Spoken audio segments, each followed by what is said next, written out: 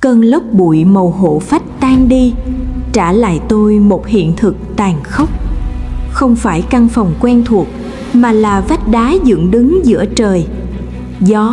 Gió như muốn xé toạc tôi ra.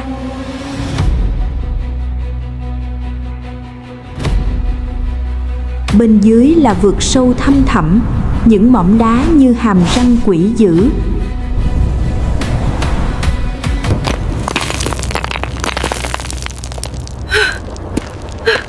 Tôi gào lên tên chị trong vô vọng, Ngọc Huyên, nhưng đáp lại tôi chỉ là tiếng gió hú rợn người.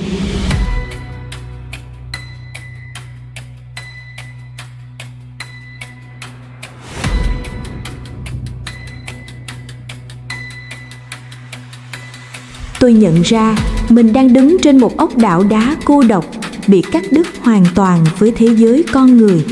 Không còn đường lui nữa rồi. Rồi màn sương trắng ập đến, nuốt chửng mọi thứ. Nhưng kìa, bóng dáng ấy là chị sao?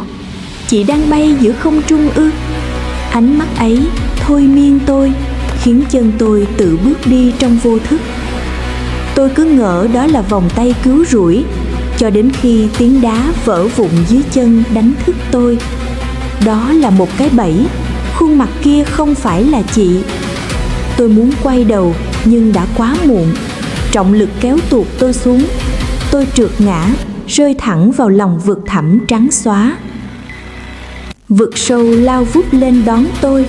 Thế giới đảo lộn. Áo tôi bị gió xé toạc, lộ ra tấm thân trần trụi trước thiên nhiên hung bạo. Tôi nhắm chặt mắt, một giọt nước mắt vĩnh biệt lăn dài. Chết ở đây sao? Không, một vệt sáng trắng xé gió lao đến. Một dải lụa mềm mại nhưng kiên quyết siết chặt lấy eo tôi. Cú va chạm đột ngột, rồi chị xuất hiện, lơ lửng giữa không trung, dang rộng đôi cánh trắng như một vị thần, ngăn cản tử thần chạm vào tôi. Thời gian như ngưng động. Trong vòng tay chị, tôi nhẹ bẫng như một chiếc lá. Tôi áp tai vào lòng ngực ấy, tĩnh lặng, lạnh lẽo, không một nhịp đập. Nhưng sao lại an toàn đến thế? Chúng tôi lướt qua những vách núi dựng đứng.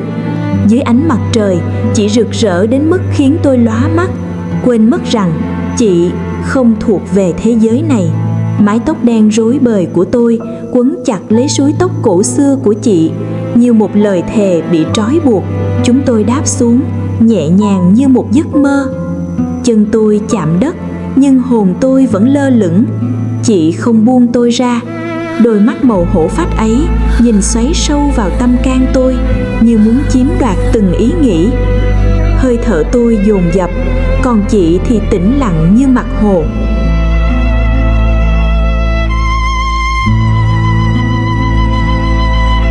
Ngón tay lạnh buốt của chị chạm vào má tôi. Cái lạnh thấu xương, nhưng lại khiến mặt tôi nóng bừng. Chị mỉm cười, một nụ cười khiến tôi vừa sợ hãi, lại vừa muốn dâng hiến tất cả. Chiếc trâm ngọc trên tóc tôi rung lên bần bật. Gió núi thốc mạnh, chiếc áo khoác trễ xuống phơi bày da thịt tôi trước cái lạnh.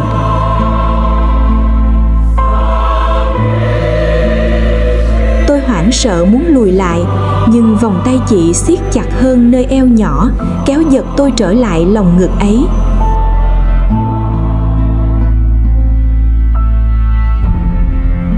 Mái tóc chị phủ xuống như một tấm màn nhung, che khuất cả thế giới.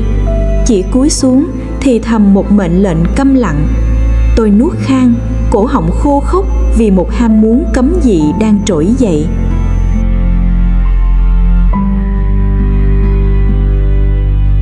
Giữa đất trời bao la này, chỉ còn lại hai chúng tôi. Ngón tay chị đang chặt vào tay tôi. Chiếc trâm ngọc lóe sáng, đánh dấu khoảnh khắc tôi chính thức thuộc về chị. Mặt trời tắt nắng, nhuộm đỏ cả biển mây như máu. Cái lạnh của màn đêm bắt đầu xâm chiếm, khiến tôi run rẩy trong lớp áo mỏng manh. Còn chị vẫn đứng đó, bất động và đẹp đẽ dưới ánh chiều tà.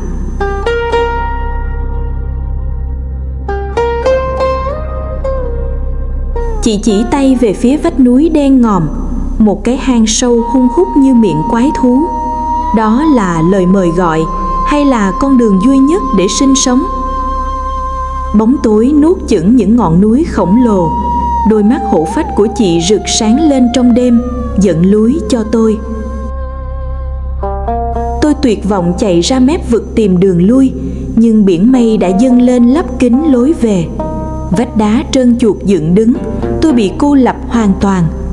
Chỉ có chị, ngọn hải đăng trắng toát giữa màn đêm xanh thẳm, là nơi nương tựa duy nhất.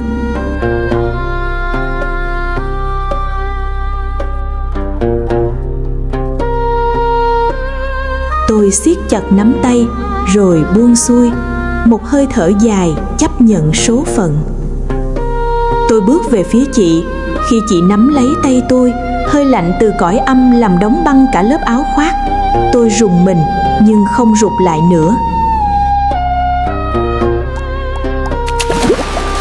Thế giới bên trong lòng núi lấp lánh như một dải ngân hà dưới lòng đất.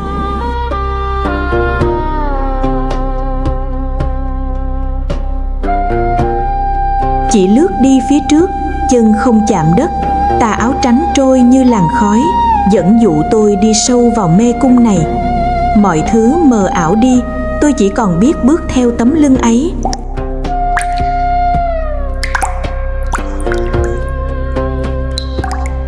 Và kìa, một chiếc giường đá lạnh lẽo, vây quanh bởi ngàn đóa bỉ ngạn đỏ rực màu máu. Sự sống và cái chết đang chen. Chị ngồi xuống, vỗ nhẹ lên phiến đá bên cạnh, mời gọi. Tôi nhắm mắt lại và để bóng tối ôm lấy chúng tôi.